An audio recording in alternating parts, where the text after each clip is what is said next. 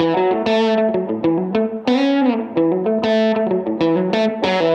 right, a 1951 Fender Nocaster, one of my favorite guitars, one of the most rare guitars that Fender ever produced.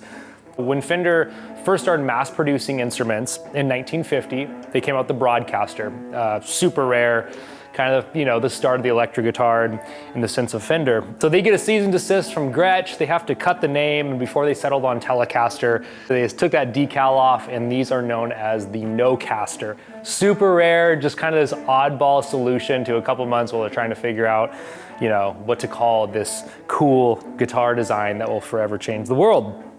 This is a great instrument in all aspects.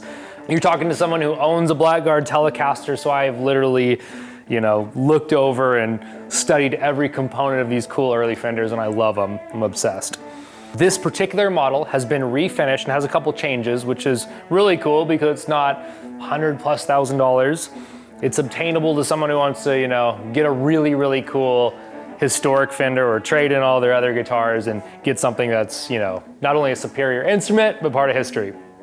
So it's always great when we get like a Broadcaster, a Nocaster, or a Blackguard in. And this Nocaster I'm holding here was a local guitar when it first arrived at our shop, and it belonged to the brother of a customer of mine and a friend. His brother passed away a few years ago, but he had a nice little guitar collection, and this 51 Nocaster was in his collection, and he had it restored 25 years ago. So it was a kind of a project guitar for him. I would have loved to seen it before he did the restoration on it, but they did a great job. So it's a refinished body and neck. The pickups have been changed out. It does have the original bridge, saddle, serial numbers on there, the original control panel, pots, wiring switch. The pickguard's been changed out. Has vintage cloisons on here, but they're not the original Nocaster cloisons, but cool tuners nonetheless. This one weighs 7 pounds, 13 ounces, so kind of a medium weight one. A lot of the Broadcasters and Nocasters can be on the heavy side. So he played it. The neck's been worn and played in since he did the restoration on it. You can see that there's a fair amount of player wear on this guy. And you can see the classic cigarette burn right there.